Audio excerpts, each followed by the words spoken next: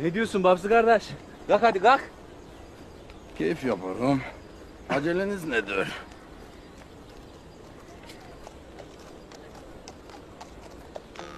Git. Ayağa kaldırma beni. Doğan, ilişme Bamsı'ya.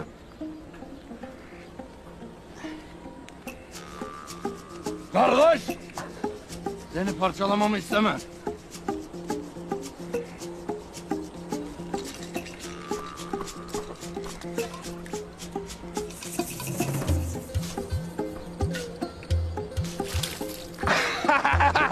Şimdi yakaladım seni. Sakın ha kaçmayasın. Sakın ha kaçmayasın Doğan. Buraya gelesin. Doğan buraya gel. Kaçmayasın, gel buraya. Gel buraya Doğan. Doğan gel buraya. Dağlarına istiyor. Doğan buraya gel. Dağlarına Gel buraya. Gel buraya. Buraya gelsin. Buraya gelsin seni.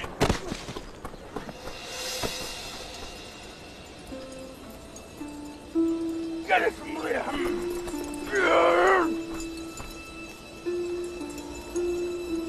Ha, buraya gelesin. Bamsı!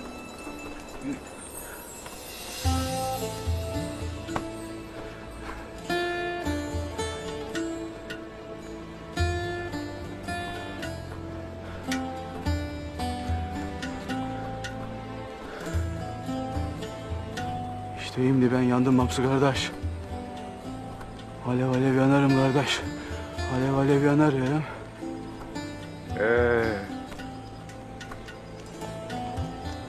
Sevda kuşu kondu gönlüne kardeş.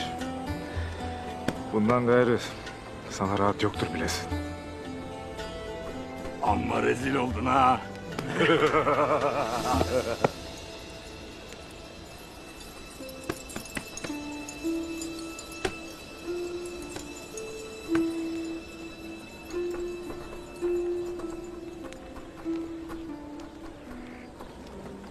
Ölüm azgın bir atın sırtında 4 nala üzerimize gelmekte. Beylik de hanımlık da bir yere kadar Gökçe. Otağı bizim mezarımız değil. Tuğtekin'le senin bebelerinin beşi olacak. Türkmen'e kolçak, Oğuz'a yurt olacak inşallah. İnşallah. Yeter ki sen bu zor vakitlerde olduğu gibi her daim erinin yanında olasın. Tuğtekin Bey benim hem yurdum hem de mezarımdır Aytun Hanım.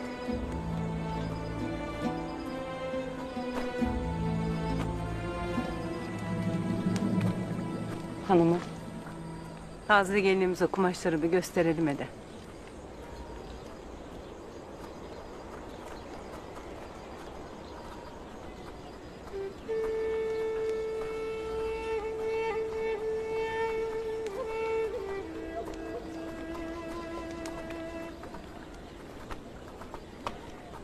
Hoş geldin bana çiçek. Hoş gördük hanımı. Avşarlara gelin verdiğimiz ablam nasıl? İyileşti mi? Sayenizde hanım. Uzun yoldan geldin. Gidip dinlen hele. Gayrı otağda işin çoktur. Duymuşsundur. Kayılar bize sığındı. Duydum hanım. Gayrı bu azgın Türkmen taifesiyle bir olduk ya. İşin her zamankinden zordur bilesin.